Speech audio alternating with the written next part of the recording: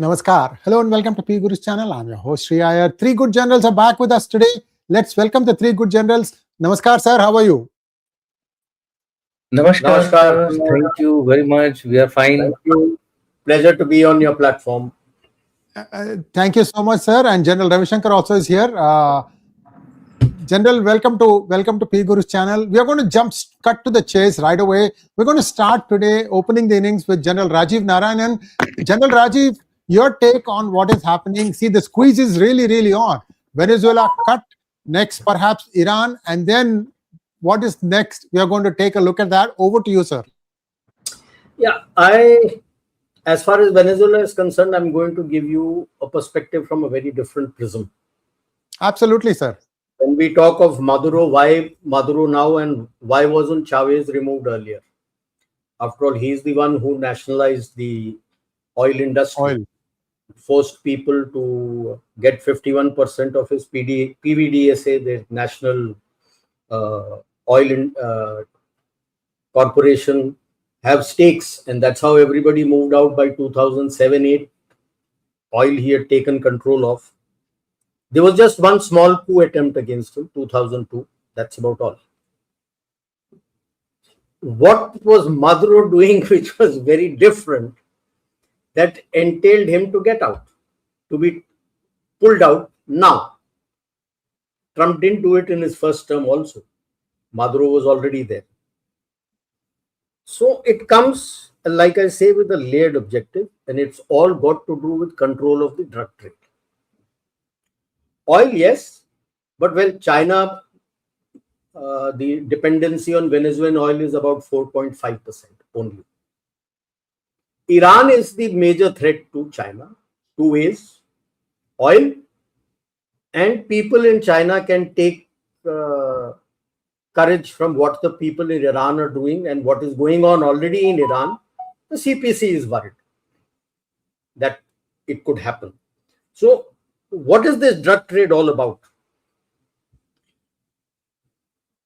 You will be surprised. 3,000 tons of cocaine is produced in Colombia. 25% of the global trade of cocaine, the transit hub is Venezuela. Annual transit is 450 tons. Used to be all controlled by CIA. And it has its genesis from the Iran-Contra affair, where they sold weapons to Iran while it was fighting the Iran-Iraq war, and the hostage crisis was there, to pay off to the Contra guerrillas who were fighting against the Sandinistas.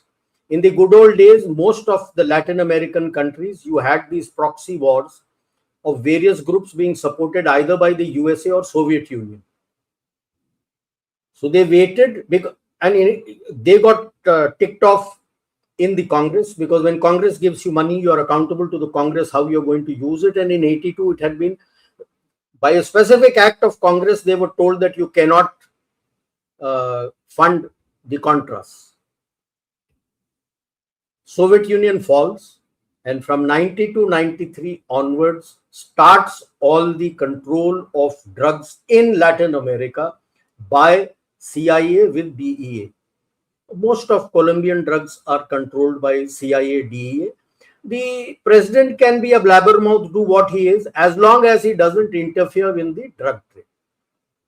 Hugo Chavez never interfered in the drug trade. Initially, Maduro also didn't interfere, but post 2020, he started interfering and taking control of the drug trade. What they talk of the cartel of the sun, that Cordes de la Solores, that cartel of the sun is a term used by CIA then. So Maduro had to go. And the deal that Rodriguez would have done with Trump is, okay, you do it, I will not touch. Why everything was going on? From the lowest man to the top man, everybody was being paid off, so that this drug flow could take place. And to the people in USA, they would just catch about 20 odd tons or 23 tons annually and show that we are also in the job preventing cocaine. from coming into USA. It didn't stop. Okay. Cuba was also a hub till Batistuta was there.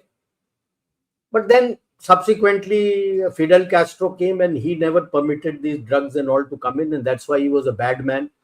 There are reports of hundreds of attempts that the CIA did to eliminate him, assassinate him. They didn't succeed, and he died natural death of old age. Why is he screaming at Mexico? The fentanyl trade is not controlled by CIA. The day Mexicans look, it is controlled by China. So the Mexicans are under pressure. So when we look at oil, yes, oil is there, but only, like I said, 4.5 to 5% is all that China gets from here. 23%, the largest procurement of oil of China is from Iran, 23%. Next is Saudi Arabia, 21%. After that is Iraq, 13%. So Iran is not under the control of USA. So once Iran goes, then you just add up. Iran 21%, Russia is 11%. Once the treaty is done, Russia may listen to him, that we will see. UAE is 7%. So more than 60-70%, if you exclude Russia, close to 90% oil will be controlled by USA or their affiliates. That is how you can counter China's threat on rare earth. That you try to take my rare earth, I will block your oil. Venezuela, to my mind, was more to do with oil, more to do with drugs. Now we come to oil. It's a very heavy and a very sour oil. Sour meaning very heavy in sulfur content. From the time what Hugo Chavez had done, he had sacked most of the experts from his oil company, and he had put in his cronies who knew nothing about it. So 2007-8, it is now 17-18 years. The oil industry is gone. Because it is, when we say very heavy in sulfur, it is very corrosive. Technology required is very high. It gives you fuel, and this is where you get maximum bitumen from. Light, which is lighter in sulfur, doesn't give you that much bitumen as this gives you. So it requires a lot of investment, and to firstly repair this complete refinery and the oil wells and the pipelines to the refinery and pipelines to go out, and heavy, almost about, at one of the what I was reading from the internet, one of the experts said $180 million annually is the maintenance and sustenance. So the oil which comes out from this is not going to be that cheap. Number two, the three main companies who were involved, ExxonMobil, ConocoPhillips, and Chevron. They are owed quite a lot. Subsequently, our ONGC had come in. So when final sanctions kicked in 2020, the final sanctions, full sanctions in 2020, mark what I said, he'd taken control of the drugs. Everything is linked. Our ONGC walked away. But surprise, surprise, every year, waiver used to be given to Reliance to get oil for their refinery, Jamnagar. What figures are there on the net is 200,000 barrels per day used to come, refined, and what was being sold to the US. So we must remember that. So, and ONGC is owed $1 billion from the oil industry. Reliance kept buying it till April this year, when finally they were moving in for blockade. So the Reliance stopped buying from them. So what we look at is India. For India, you will get diversification, because yes, they will take it to the Gulf Coast is refineries are the one which are capable of looking after this heavy and sour crude, which is similar to what is available in Canada. They are also the heavy sour crude, something what the Russians also have. So some will go there. They will ask you, ONGC and others also, to buy. So essentially, it's going to be more diversification for you, buying those oil in US dollars and selling to US in US dollars. Where's the problem? There's just no issue as far as this is. Now, this is for you basically short to medium term, because you already have reached about 50% capacity for green energy, but in the grid at present, 35% of your grid is green energy. So when you look at short to medium term, you're going to be 50% or more in the grid is going to be your renewable energy. Your requirement of fossil fuel will become that much less. And by then, your own reserves in Andaman and Nicobar will also start kicking in.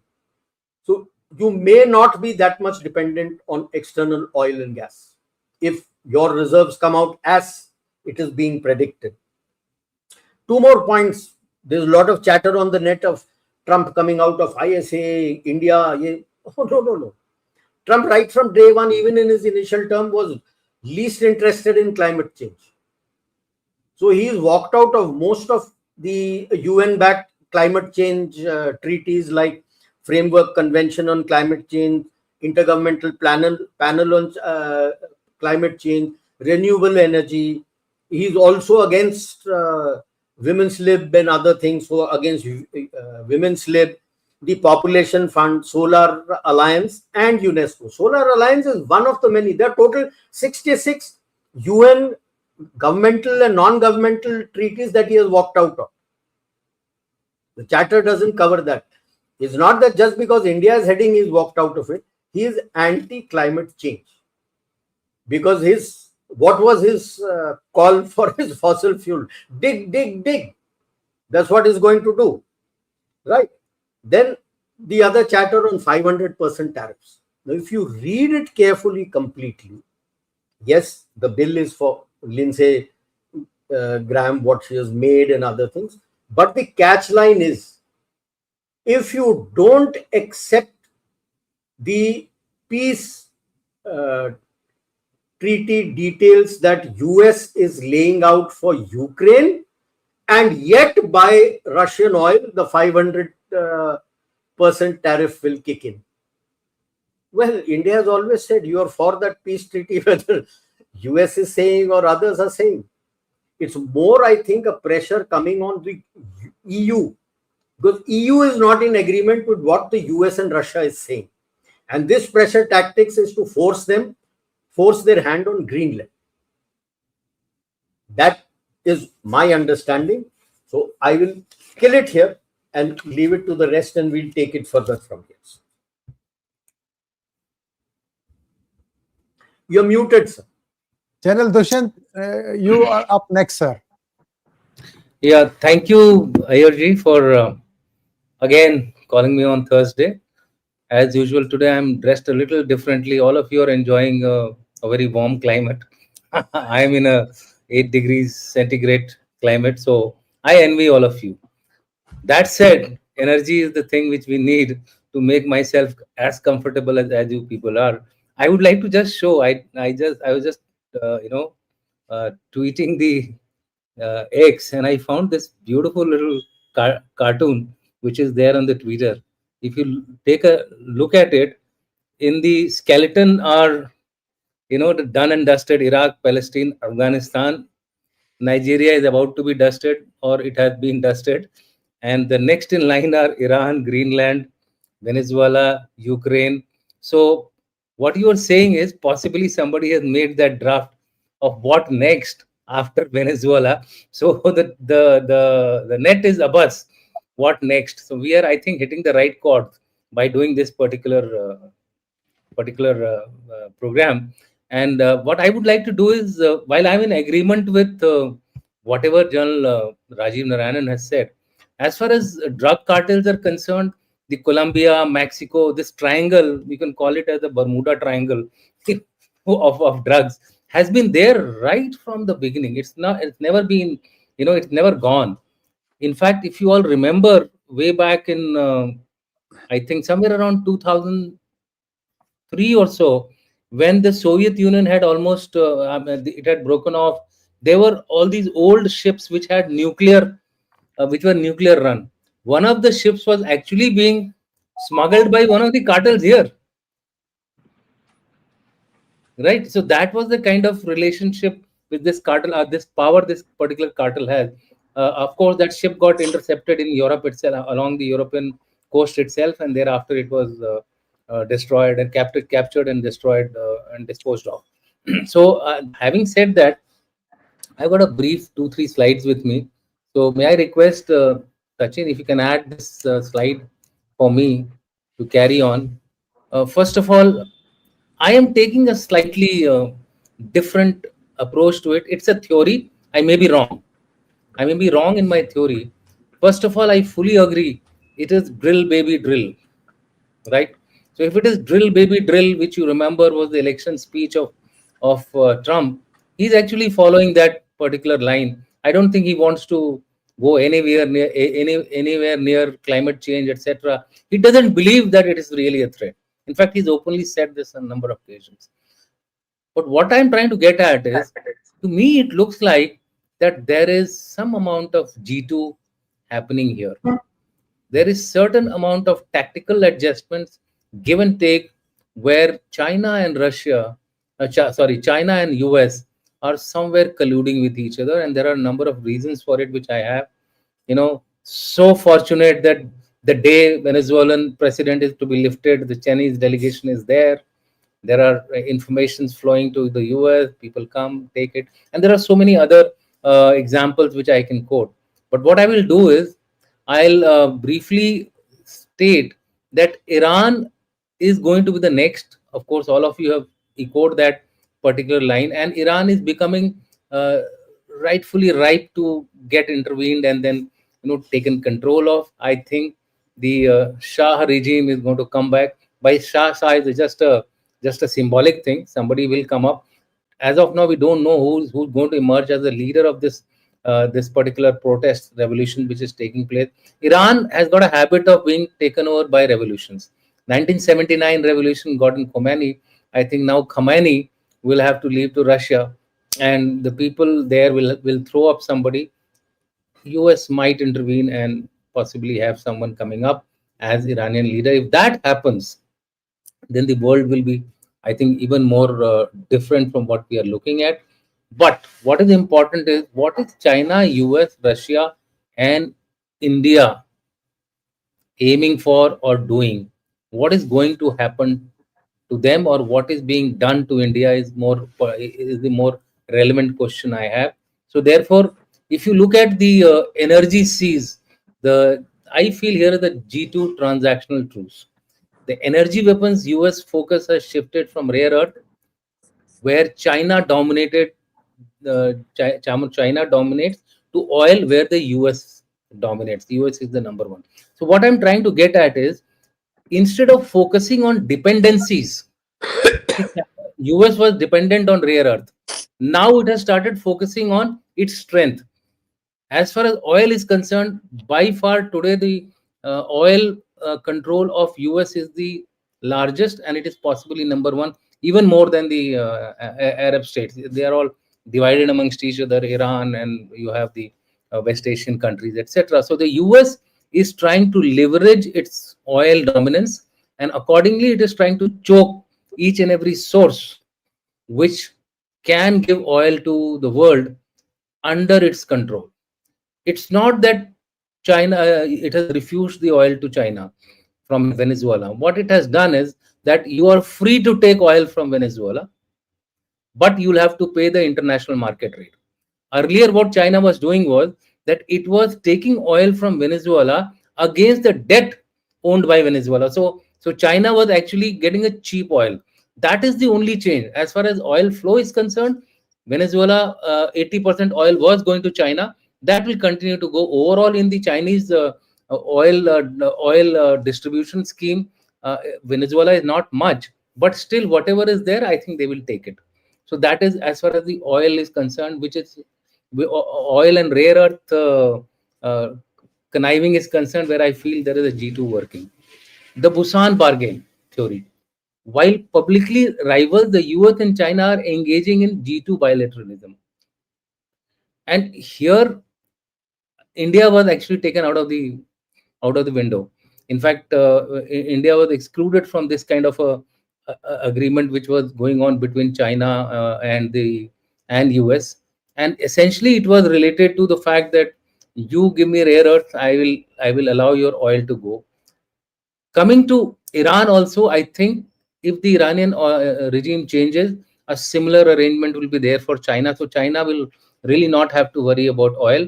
And in some ways, China is looking at US to help them out, because ultimately wherever the Chinese had put money, they were actually not able to recover their investments, whether it was Pakistan, whether it is in Africa, whether it is in Latin America. So I think both have possibly done some conniving with each other, targeting India. Why is India targeting India? Again, in the Chinese interest. If there is anyone who can actually become a competition as far as China is concerned, so it's a give and take, I suppose. And it is also seen that the Chinese are quietly targeting the Russians. So there I feel that again there is this benefit China which is going to happen. Defense leverages. Now what has happened is India has possibly realized the game, and so what we are doing, and this is I am telling you straight from what we are seeing in the trend today, is that we are slow walking on all high profile deals. Striker, we have cancelled it on the ground that it doesn't have amphibious capabilities. Now, amphibious capabilities, just tell me how many times have India actually used amphibious capabilities in the past? Once we floated the PT-76 in 1971, and after that it has only been in the exercises. So therefore, it is not a pressing problem for India. So Striker goes out of the window. Javelin. Now, Javelin, we have again cancelled it, and we have gone for the Spiker of the Israelis.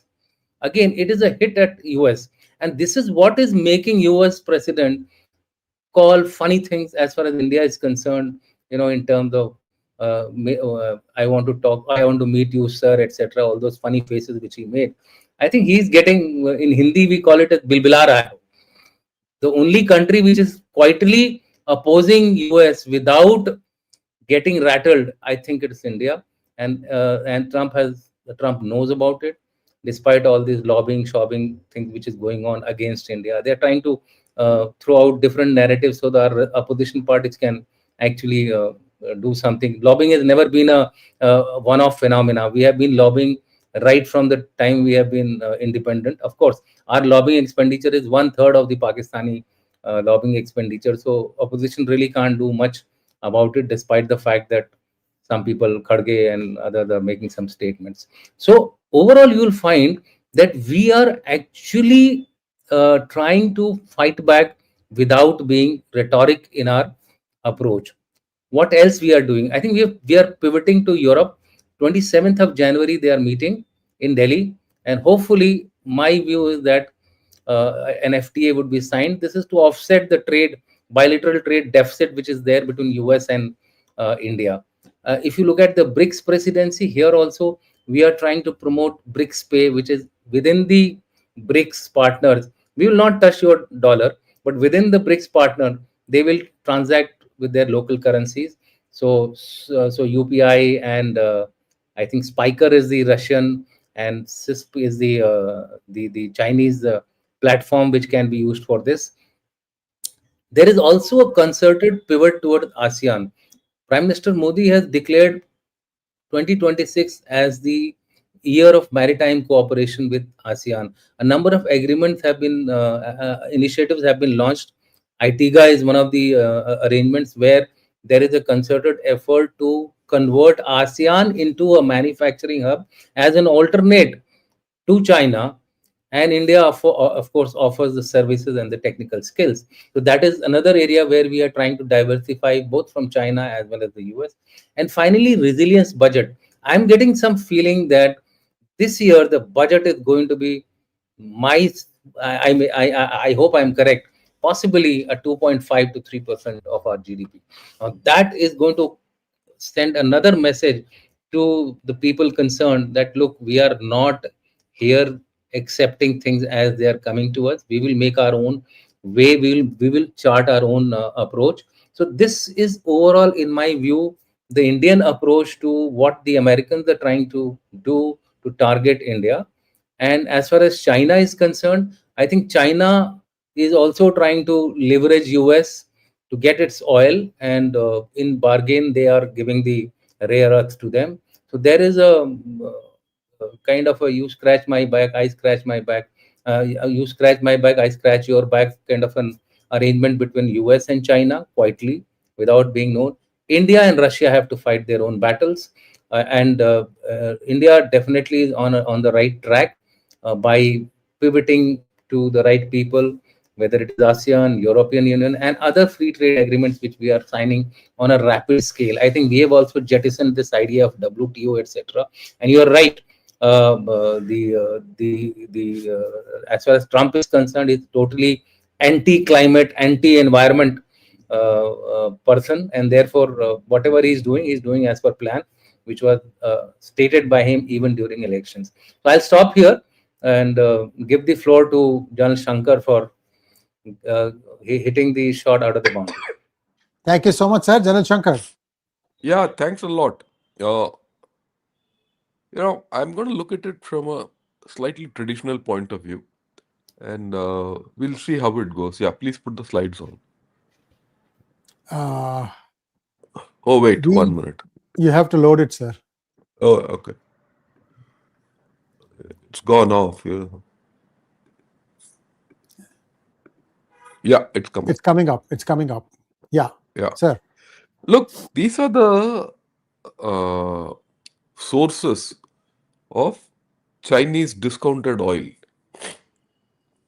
Okay, Russia is 2.2 million barrels per day, and Iran is 2 million barrels per day, and Venezuela is about 500,000 barrels per day.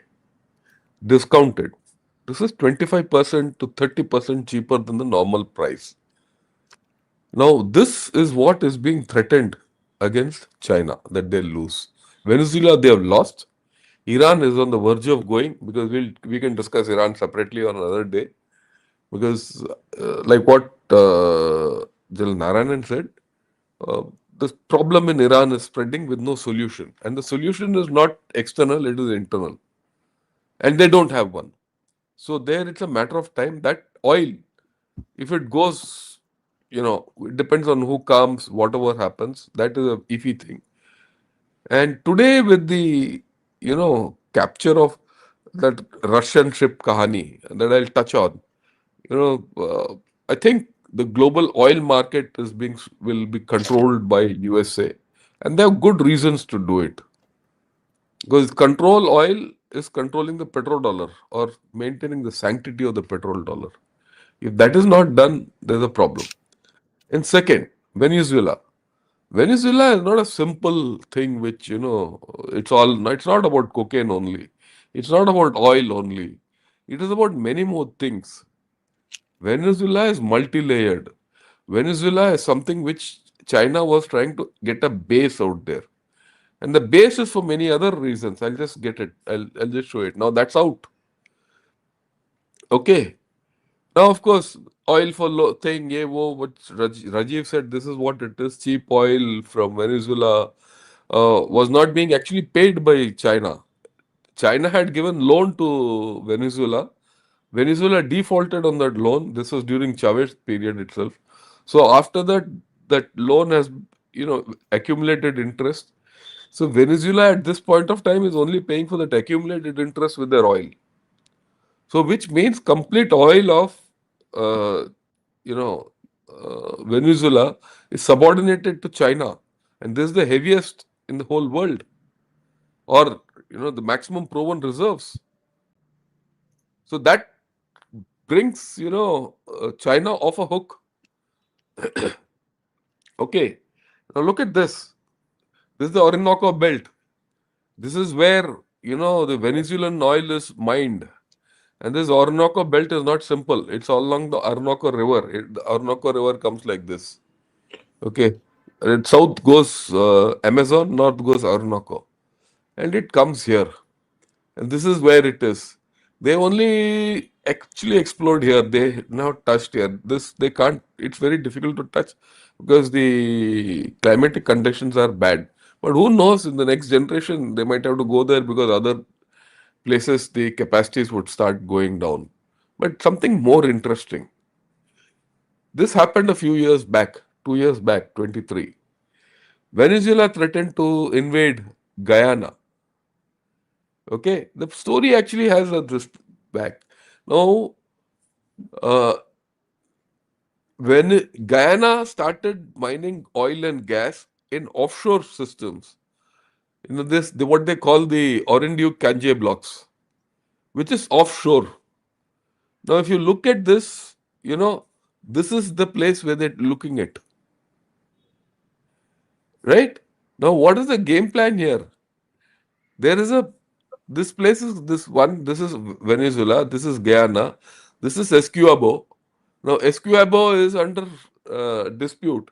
That dispute, no one bothered about all these years. It was always considered part of Guyana.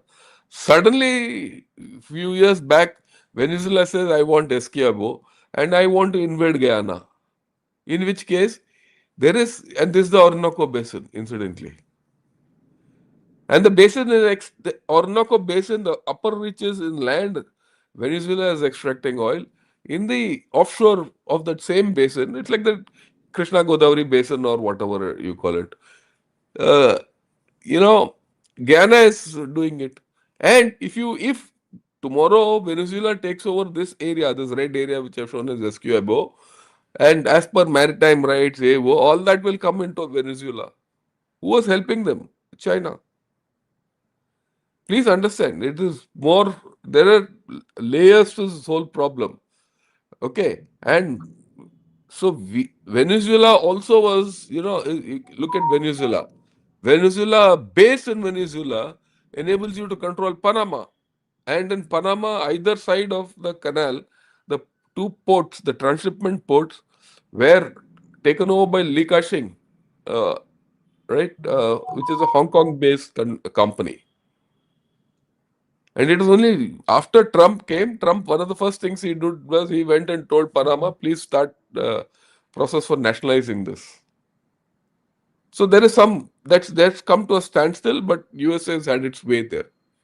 So just think, if you have the canal in your kabza, you have your own oil and this oil in your kabza, and you have a base here. What is the change in China's geopolitical situation? Okay, please understand that you just transferred the weight from the Pacific to here. Trump's NSS is not a foolish document, and Trump going into Venezuela this is it. What is destroyed with this minimalistic operation? He's taken out the Chinese base here completely and any threat to USA. He's taken out the complete dominance, or the threat to the dominance of the petrodollar. That is why this low cost operation has got value. Now, Venezuela is being controlled. It's a minimalistic military operation. It's outsourced politically. And those chaps who are there, they've been told, "Yeah, jo tum karna kar lo with your country, but I need the oil, and I will control your external affairs." That's the law. And China has got no leg to stand on here, and Russia also. Now, what happened with Russia?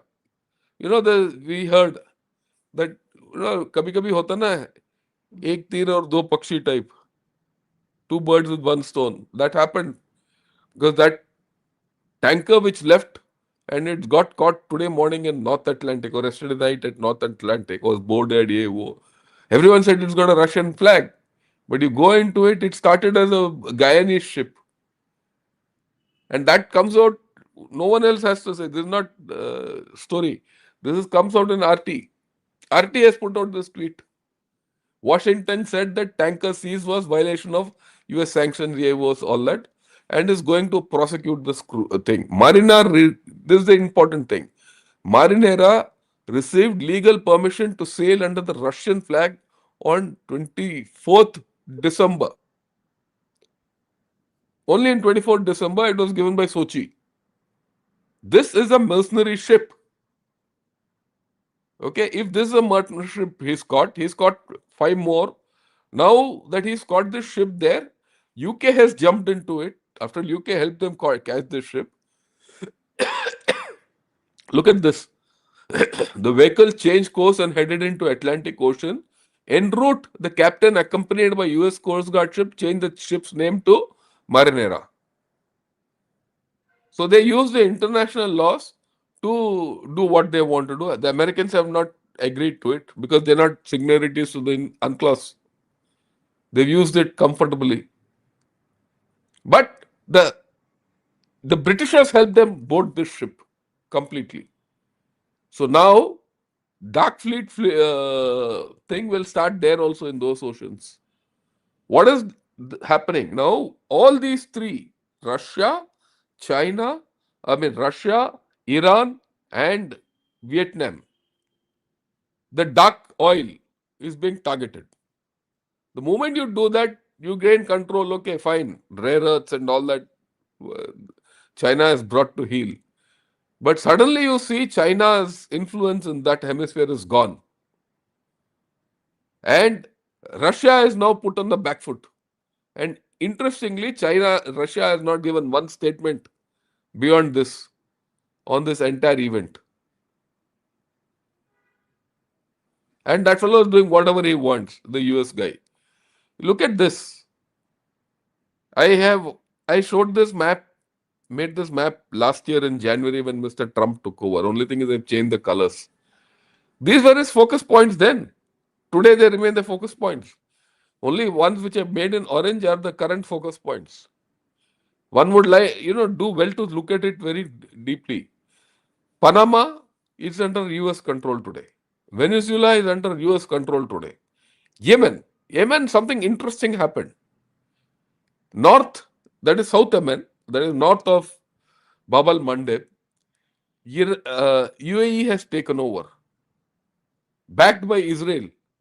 Now there's a fight between Saudi Arabia and Israel, and UAE for South Yemen. But ultimately, America will squeeze. They've what shall I say? They have bottled up Houthis. So north of Bab al Mandeb, there's a full control, US control will happen. It's a matter of time. It is logical, QED. South, Somaliland and Somalia. Somaliland, Israel has landed. So either side of Bab al Mandeb, he's got control. And what's more interesting, this happened on 3rd Jan. There's a ship, a Chinese ship, which has been hijacked in Mogadishu, off Mogadishu, and taken to Somalia. And the Chinese are paying ransom to them. Was this staged? I don't know. But this is not the first time. So the Chinese weakness or inability to project military power is also come out. We all talk of Chinese military power being ineffective in Venezuela. It is ineffective everywhere. Chinese power is ineffective in Iran also. It's not able to stop Iran. And mind you, today morning only I did this program where I said between China and Iran, there's a 25-year strategic partnership they have signed for $400 billion. End of story. If tomorrow that goes, where does it leave China? Where does it leave US? Russia. Okay. Now you look at it from a different point of view. See the 3 choke points. You caught Panama Canal. You caught the Red Sea lanes. And of course, this is anyway with you. If tomorrow US wants to close the Strait of Malacca, it can do on its own. Yeah, it'll take India's help. All that fine. Then where does it leave China? China has to sit in this region.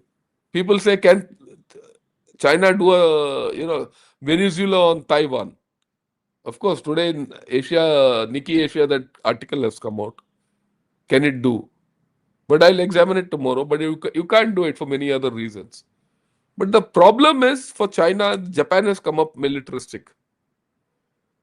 If you read the Chinese Mandarin press, 30% of their focus today is on Japan.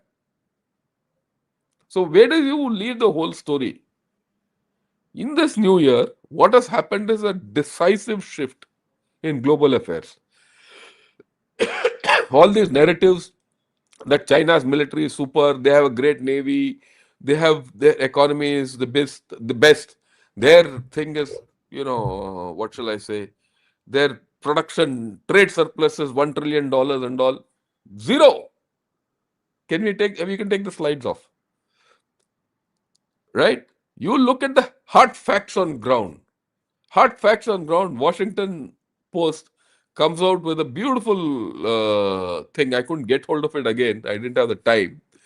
Of saying that the US economy is doing well. For Washington Post to say that itself is a great thing. Because it is always all against USA. He says, no, the US economy is doing well. So if to think that US economy is not doing well is also living in a fool's paradise. So the contrast is very stark. The others, in my way of thinking, are add-ons. Now, where do you go in India? That's the $1 million question. Where does it leave you? You're faced with a 500% tariff. What General Rajiv Narayanan says is fine. They might be thinking, but how long does it take Trump to take out all that and say 500% tariff? That Lindsey Graham chap only will go and tell Trump tariff, कि भाई 500% लगा दो. Right? So I think we have to reassess our priorities in the way things have changed. To sit smugly and think that everything is okay, I don't agree with it. Everything is not okay. If all this is happening and you say you're okay and I'll sit like a smiling Buddha, sorry, it will not happen. Yeah, if Iran goes, what is the outcomes? Are we clear about it? Will Pakistan get hurt? Not hurt? How? Or are you engineering it? Who are your threats? We spoke last time when we met, we said these are the security threats. Today, the security threat scenario has changed completely. It's turned on its head. So we have to reassess. We have to reassess Russia. Forget the era of cheap oil. But then I see logic. I mean, I look at it positively also. Okay, Russia can't give you oil. Let's take the case of Russia being out of the equation. That oil you have to get from somewhere. Can you go to Venezuela? Because that oil is going to USA. You tell USA, yeah, I'll buy oil from Venezuela. You give it. Anyway, I have 2 wells there. It's 2 wells, ours, with $1 billion owing to us of ONGC and OVL. And to put those wells back on road, they'll need us. Anyway, so can you recreate those reserves? Can you fast track what's happening in Andaman Nicobar? Well, I don't know how much you can fast track, but those oil reserves are not proven so far, so there's no point talking of it.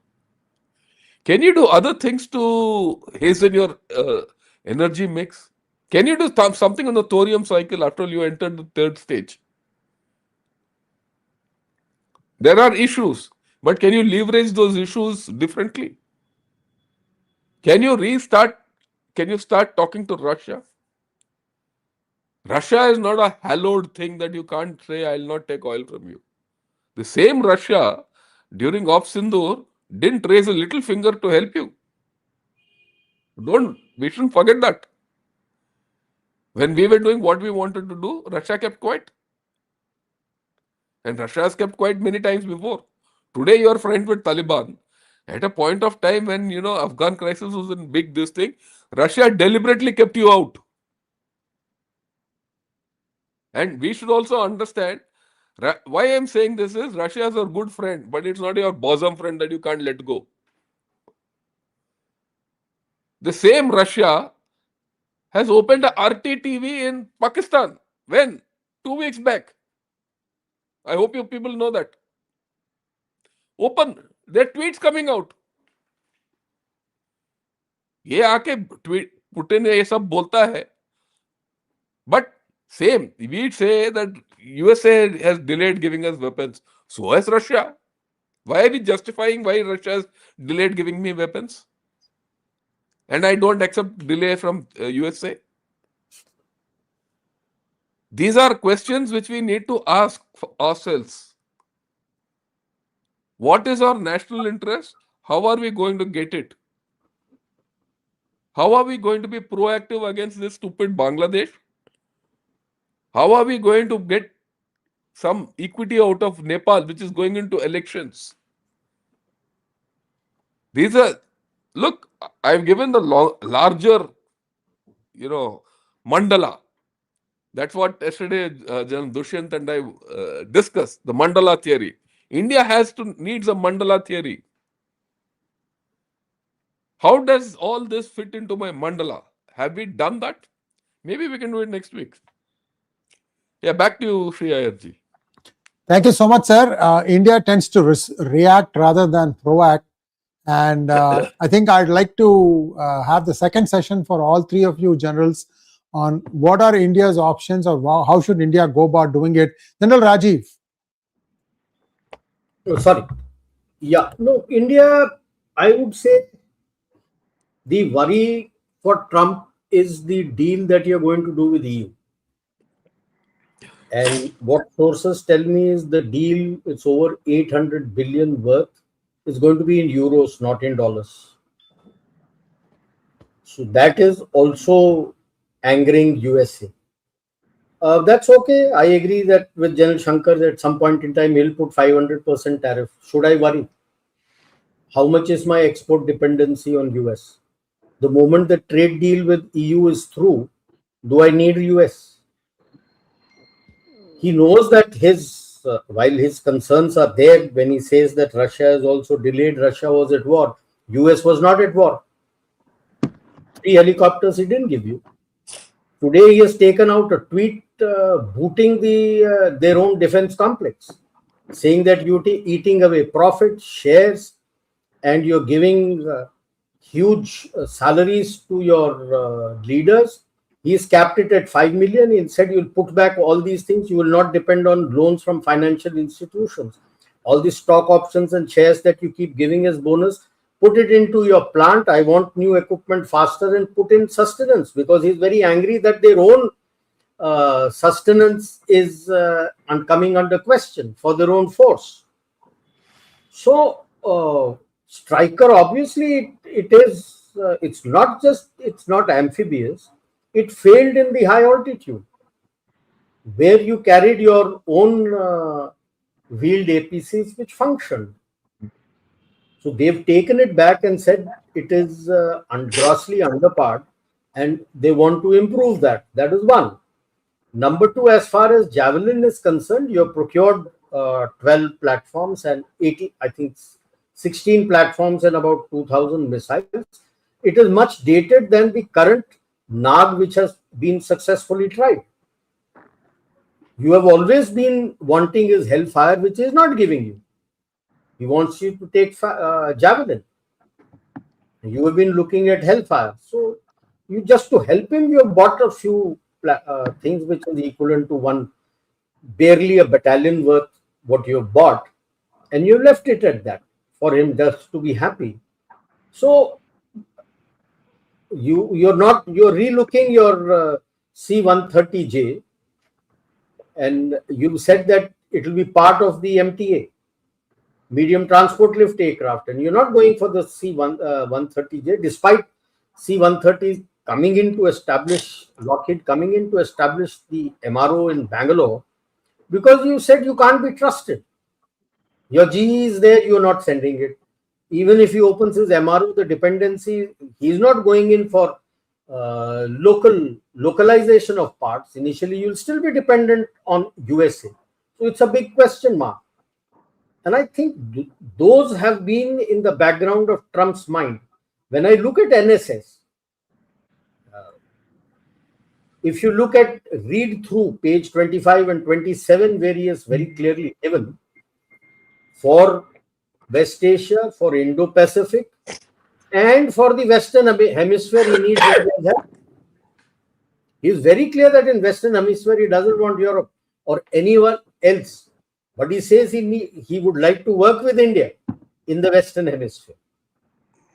He would like to work with India for IP, Indo-Pacific. But there is a big question mark on that what is going on in Quad. He has not come. So there are ifs and buts in your relationship. But let us say, okay, fine. What happens is if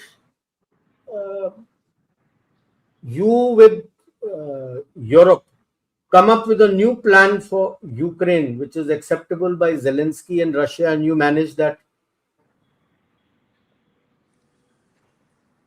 where does that leave Trump?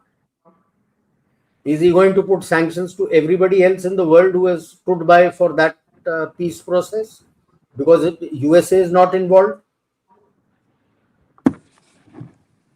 So there are question marks. Now there will be anger in the Venezuelan streets as far as the opposition is concerned. You played up Machado. And when Maduro is gone, where is Machado? You're not even talking about her. You agreed to Rodriguez becoming the president.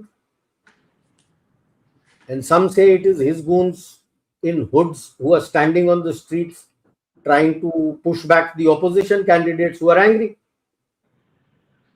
There's not all hunky-dory as yet in Venezuela as far as Trump is concerned. He may want to. They are trying to sell. There was one news which had come up that they are trying to auction off the blocks. Who are coming? I think only ExxonMobil had shown interest. Nobody is coming. Like I said, the amount of money that is to be invested is enormous. Will just taking over Venezuela, is he sure that, because it's not the Shah who is likely to come back, because there is only a small section within the protesters who are chanting the pro-Pahlavi group. The others are not. We don't even know who will come out. It is something like Nepal. You have no clue who is going to come to power in Nepal. Ditto in Iran. Who is going to come to power in Iran once these hardliners go away? So there is an area of concern in our neighborhood which is coming up. Will US be successful? He has not catered for his economy. I would beg to differ.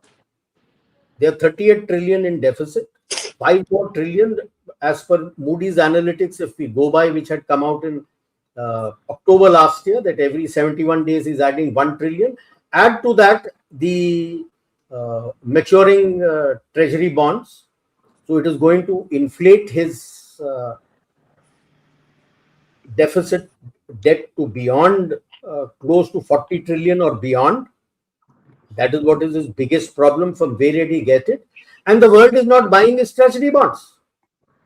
Nobody is buying his treasury bonds. He has forced the 4 banks which are obligated by constitution to buy it. They are the ones who are buying it. So how has he sorted out the economy? I don't think he has. And by getting into this, where so much of money and investment is needed, how is he going to get it?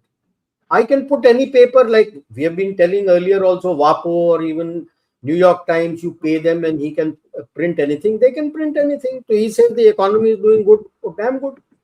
But that's not what is the feedback coming from the ground level. So at the macro level also, he is not so, it's not so going to be easy. How long will this start? Once this happens, will there be a fallout in Iran? The one thing which has happened is he has pushed China back. That is one of the major things which has happened, that from Venezuela, he has thrown China out. China has other footprints in other countries in the Latin America. Venezuela was not the only country. That is why I said it was majorly for drugs. Because China's footprint in Latin America still exists. Only from Venezuela it may have gone off. So that will still be there. Venezuela, Latin America is known to slide into a proxy war. It always had a proxy war from the 50s between the US, during the Cold War between the US and Soviet Union. What stops the same proxy war to start? Now the opposition is angry in Venezuela. Machado is not being made much of by the US despite having been given the peace prize. He's just saying that, okay, in the next election, she could be a good candidate. Now, as per their new constitution, they have 6 years is the tenure. When is the election going to be held? So let's wait and watch Venezuela. But yes, from Venezuela, China has lost its way. Iran, we still need to see which way it goes, who comes there. And EU is coming to you. So like I said, the pressure is more because the chatter on the net is that the deal is going to be signed in euros. It's a euro trade, euro rupee trade, not dollar trade. And I think all these tariffs and other things that is doing is more to put pressure on everybody that to heed, come to heel. Up to 50%, nobody has come. Who all is he going to do? Because Europe is also not agreeing. Canada is also not agreeing. So we put 50% tariff on Canada, 50% tariff on EU. EU, on the other hand, is standing up, and NATO is standing up, other countries, and saying very clearly that if US comes into Greenland, they're going to throw out US bases from Europe. Where does that leave the Ukraine war? So it's not going to be so easy for Trump. I'll stop it here. These are my views. Thank you so much, sir. General Dushyant, over to you, sir. Yeah, India's yeah, options. So India, as far as India is concerned, I'd quickly speak my mind. First of all, we are undergoing a quadrangular assault. First, China. I think as far as China is concerned, India is seized of the problem. It realizes that it is facing a major issue. So what I think the move which we have done is the pivot to the ASEAN is, I think, a very good move. It encircles China from the south and the southeast. So that's one great move. I think we've already started the year by announcing the year 2026 as the year of ASEAN maritime cooperation. The Pakistan is concerned, the approach has been an all-out intelligence and ISR surveillance and border insulation is what we are undertaking as of now. As far as the US is concerned, I think we are following the policy of competitive cooperation, where the US energy is also being tapped. And let me also tell you that Venezuela has 3 oil companies of India still there. So there are about 18% stakes in that oil fields, which Shankar spoke about. So therefore, they can't really do without the Indian support as far as Venezuela is concerned. So we, of course, will not get the cheap oil as we were getting, but definitely our oil options are there for us. Where we may have a little bit of a problem, in fact, China has got to have more problems than us, is the shadow ships. As per 2023 data, there were about 600 shadow ships of Russian oil, out of which 400 were basically carrying crude oil.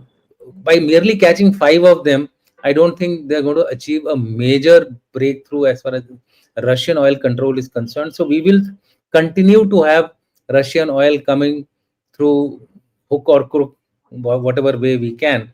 As far as the US control is concerned, the slow going as far as the defense deal is concerned, it's part of Indian move and not a part of the American move. India itself is trying to slow down. In fact, we have also refused the P8 ties. I can go on. There are a number of deals which India is now turning it down from the US for reasons that we also want to give them a little bit of a jhatka. So I'm happy about that. Forex, $687 billion plus 7.5% of the GDP is what we are likely to get. We will be able to absorb the US trade shocks. Conversion to gold is another factor which, although we started later than China, I think that will also help us absorb the shock of economy. PLI 2.0 has been launched, and we have identified 14 sectors, $500 billion is the incremental production to replace US and the Chinese dependency. We are also looking at the carrot part of it. See, we can't totally ignore US is the number one power, so we have not totally withdrawn from the defense deals. We are still going ahead with the MQ9s, 31 of them. Two we have taken recently on lease, but we are slowly we are not going very fast on that deal. G engines are concerned, that particular issue, what we have done is that we have given them an ultimatum that if you do not give us 80% of it by XYZ time, I'm not exactly aware how much time they have given. We have threatened them to move to Safran or Rolls Royce of the British. Now, having said all this, my next recommendation would be, and yesterday also I said this in the discussion which we had on Bangladesh, is that India now has to become a resilient defense power, and there for that we have to start building our force projection. My hope is that this time round and from this year onwards, we will see a robust induction of budgeting as far as defense preparedness is concerned. 2.5, 3, I don't know how much will be the exact thing, but there is a talk going around in various circles. Number of articles are coming on that. That's the way to go ahead. We are not saying that India is sitting smugly. What I'm trying to say is that India is realizing the problems. Iran, of course, everybody is aware that, and I have a belief that Iran was the commencement of the radical Islamic movement in 1979. They showed the way that this is the way to actually take over power, and now they will show the way as to how radical Islamists will disappear from the environment. It also proves the theory which I continue to ascribe to of David C. Rappert, who said that by and large terrorism has a 40-year life cycle, and we have actually gone little more than 40 years as far as, but the communist one was 30 years only. So I think they are compensating for each other. We might see a in-house solution coming in, but the US will definitely step in the US, in Iran. That's my take. I think I'll stop here just to say that India is working towards safeguarding itself against that 500% tariff and the need for oil as well as defense equipment. Atmanirbharta is Thank, being focused on. Yeah, you would like to thank, add anything? One more thank you point so much. which I had, Yeah. where I said it is more to do with, it is also essentially the drug part. Hezbollah was, Maduro had done the deal with China, Hezbollah also. So a lot of narco terrorism funding was going from via Venezuela to Hezbollah, and Hezbollah has a presence still in Venezuela. I think there was some That people. funding may get affected now. I think there were some people who were caught also. I'm not very sure. Yeah, Yeah, some I have read been some. caught. It is there in Venezuela and that tri-nation Yeah, border, Brazil, Peru, and I think yeah, that is Bermuda Triangle. Bermuda Triangle is what I keep they calling are it. there, and in the transit hub, like I said, Venezuela was the transit hub.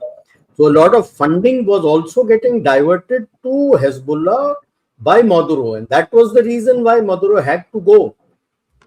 And Irish if you Irish look at terrorism Irish terrorism was backed by this particular Bermuda Triangle. They used to, that was their permanent source of the IRA's source of funding, funding and guns yeah. also. So the drug trade had always been there. From 93 onwards is when the push came, when CIA along with DEA started taking control of the drug trade, so that they have the money for the black ops, and in that many other people put their fingers in, and China also had its fingers in with Maduro. With Maduro gone now, China will be on the back foot, especially in Venezuela. General Shankar. yeah. We've heard all the arguments. Uh, the fundamental thing is we have to recognize the fact that the world has changed in the past 1 week. Right? We show should we and our outlooks. That's the point. We can't be ostrich like. And you can't say that, look, This guy will get affected, that guy will get affected, I will not get affected. You are going to get affected. Right? Just show that slide, please. This is the article I just wanted to highlight. This is the article, right, of Washington Post. Why I got Washington Post? Washington Post is completely anti-Trump, and yet they've come out with this. And you see, read it. There's some logic in it. Yeah, thank you.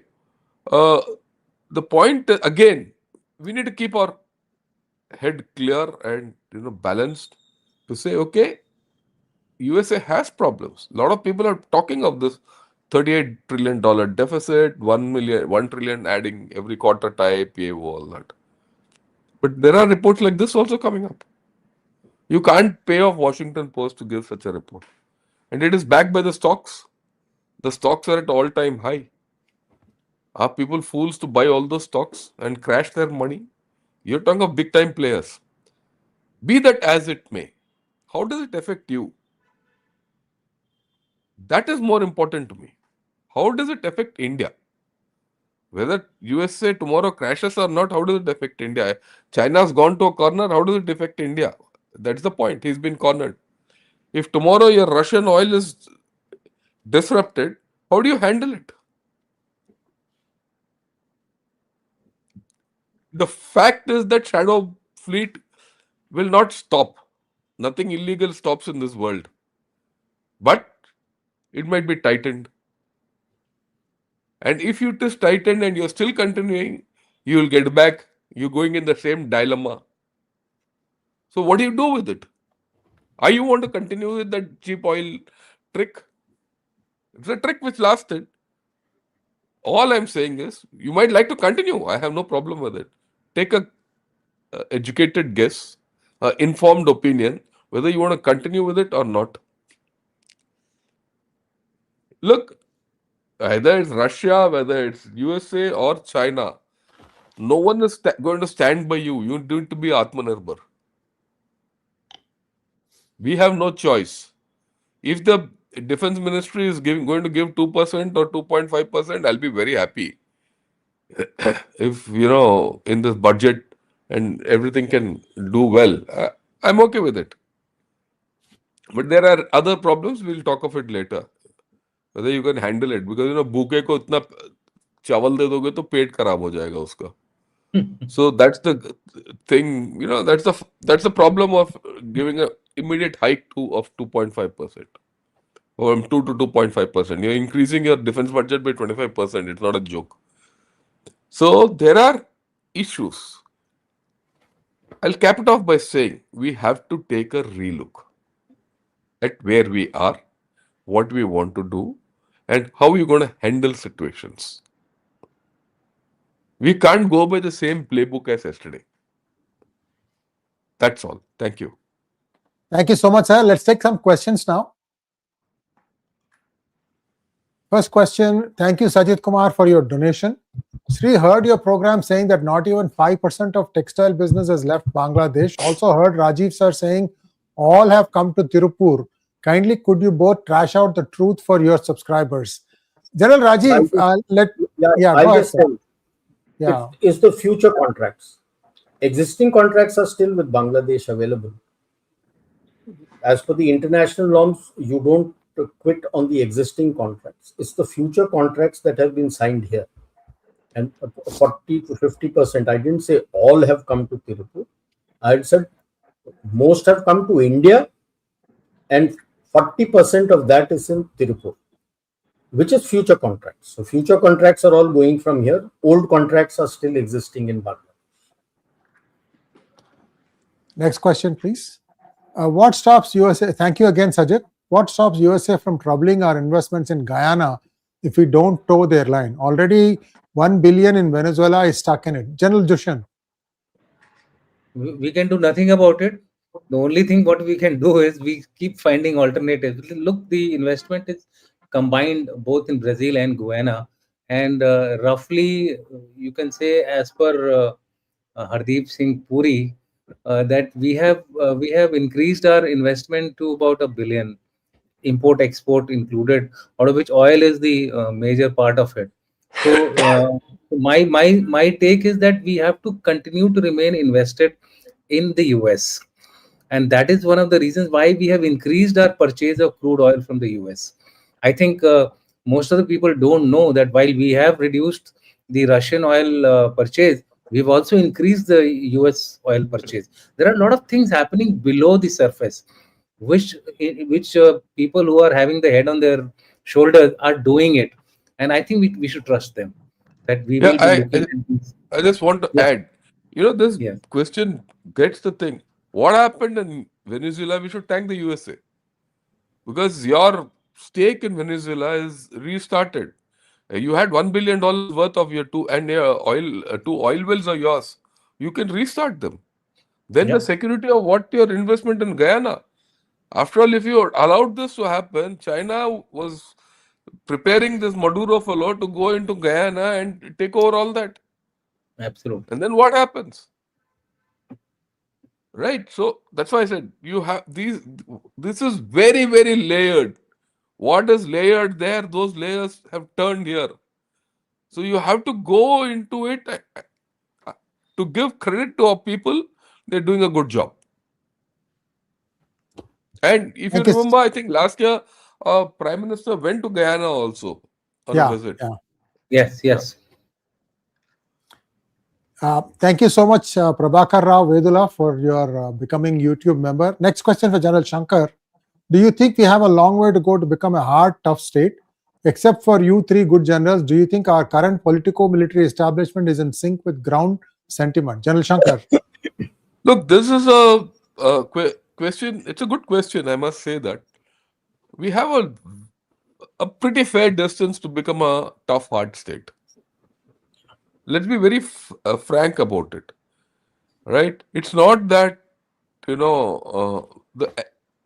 the army is not prepared the armed forces can't do it or not. See, to be a tough, hard state, you need the political outlook. The politico-military fusion is the most important thing. In fact, another show other day I was saying, of all kinds of civil-military fusion, the politico-military fusion is the critical issue. And if you see our history, we've always lacked it, except for 71 war. Okay, even now, uh, I mean, I can quote this thing. We don't have it at this point of time also. Otherwise, there's no way we didn't have theater commands by now. Theater command should have been here 3 years back. I mean, just look at it. A, a prime minister of the nation announces theater commands and a date from the ramparts of the Red Fort, and it has not come so far. What is it?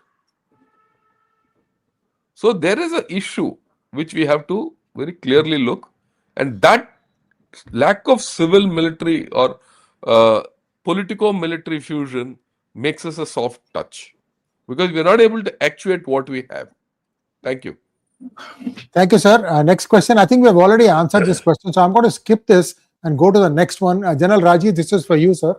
Even this you may have answered. USA quit Solar Alliance mocking us, acting as thug. Should we leave Quad? We've answered That has that. got nothing. Solar Alliance has got nothing to do with you heading that. Like I said, he and all of us have said he right from the beginning he has been anti the climate change, and he is anti women's slip. So all those organizations, there are 66 of them, sir. 66 of them. About 8-9 of them are UN ones, and the others are these other non-governmental treaties. He's walked out of all of them, not just Solar Alliance. So 50% tariff, we will, I'm sure, like General Dushyant had also mentioned, I have also mentioned, we are doing it. General Shankar is also apprehensive that how are we going to manage it. I'm sure you'll be able to cross it. Why should you leave Quad? That's what China wants. Why should we leave Quads? I rate Quads and BRICS as similar. Quad has no office, BRICS has no office. Quad has no secretariat, BRICS has no secretariat. These are good talking points available. You're there in both places. Why do you want to quit Quad? Go ahead. The moment, like General Shankar had shown the choke points, ASEAN is today leaning towards the US. You are doing the deal with ASEAN, and it is essentially now also part of that charter to guard that choke point, Malacca Straits, right? That's how you're going to do it.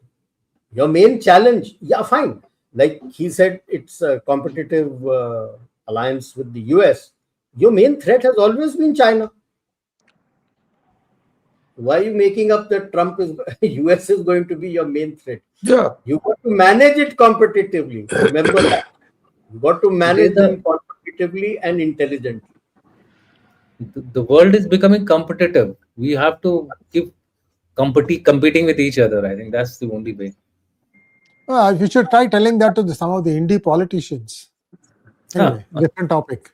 Different topic. Sorry about that. I had to say it. Milpan Cherian wants to know, this is for General Dushyant. You think that Trump and Maduro made a deal and now Pandora's box can be opened to follow the money trail of the UK and China? Maduro can save his life being in the US by giving needed information? General Dushyant. I can answer like an MEA guy. Ask Trump and Maduro whether they have gone through this kind of a deal. I know. I mean, there's no way that we can actually pinpoint whether this is going to happen. Only time will tell, and really, it doesn't matter. It doesn't matter as far as we are concerned. We should look at the impact of what has actually happened and try to safeguard ourselves, and also try to project ourselves wherever opportunities exist. Today, there is an opportunity as far as China is concerned. China has been cornered, so what? So that means there is an advantage and an opportunity for India. Let's look at that. I mean, we have to start looking at Iran. Iran is likely to give you an opportunity. I think everywhere there are opportunities. Russia-Ukraine war, there may be an opportunity coming for us. Let's look forward. I think we are always reactive. You're absolutely right. Start looking at these areas where the flashpoints are undergoing change. Somebody just spoke to me. He says, "Sir, आप रात को 10 बजे कर दो." The way events are taking place, I don't know where it is going to stop, because every hour things are changing today in the world. Next question, please. General Ravi Shankar, this is for you, sir. Can India give a befitting non-diplomatic response to Trump's constant ranting and insults on our PM and country? Strategic patience cannot be at the cost of our flag. Look, right now the flag is not the hurt. Don't get emotional about the whole affair. We shouldn't be emotional. Be patient. See, if you behave like Trump, there's no difference between you and Trump. That's the first point I want to say. You don't get down to his level. The second thing is, we have to realize that we have a relationship with USA which has been built over 25 years. You have dependencies. They have dependencies on us. Going forward, it is going to increase. It's not going to decrease. Google is investing $5 billion in Vishakhapatnam. Microsoft is investing $17 billion here in India as a whole. And overall investment from US is going to be $67 billion in the next 5-6 years. This is official. And then you want to fight with the USA? So you have to be balanced. You have to be balanced. Our only source of investment today is USA. Assured. China, you don't want investment for obvious reasons. He's not giving you anything. EU can't give you. EU will give you trade. It will give you many things, but it can't give you investment. You need investment. Okay. At the same time, you have this person called Mr. Trump who's jumping around. Also remember, he is like a prancing horse at this point of time. उसको थोड़ा खून लग गया अभी. So he'll jump. Be patient. Let him jump. कुछ और हो जाएगा, नीचे आ जाएगा वो अपने आप. So relax. Okay. भावुक मत होना. Yeah. Next question, please. As they say, दिल पे मत ले यार. दिल पे मत ले. Manoj Bajpayee will be smiling as he hears this. Thank you so much, Neena Singh, for your super sticker. Next question for General Rajiv. A totally different take from General Dushyant with the G2 angle. I think everybody was surprised by that. Do you think Trump's anti-India sentiment changes if we buy from Russia in dollar? It is not an anti-India sentiment here. He is anti-everybody. Why are you focusing only on anti-India? Despite that, have you stopped buying crude from Russia? No. Putin came here because of all these attacks and other things. He's facing problems with his defense industries. They want to open those industries here so that you can send it to them. Your private defense industries are also selling to Ukraine. I hope you know that. Your oil is also going to Ukraine from the Russian crude. You are selling to Ukraine also, right? Israel also wants, now with that battle and all going on, they want to open their defense industries in India, for sale abroad and to give it to them. Ditto with Russia, for sale abroad and ditto to them. Everything is going on. Now, like G2 angle, if he can do G2, why don't I do G2 when China is on the back foot? Whatever is in my interest as a transactional thing, I can squeeze out of him. He'll be only too happy to give you. Yeah. At the present moment, like General Dushyant in also his talks has been telling, in the near term, everything is going to be transactional because there's so much of flux which is going on. You have to be transactional, take that opportunity and do what is best in your national interest. Next question for General Dushyant. Where does Colombia stand? Are they walking with Russia? I have my doubts. I think this Venezuelan thing was a message for Latin America. Donro doctrine is what they are talking about.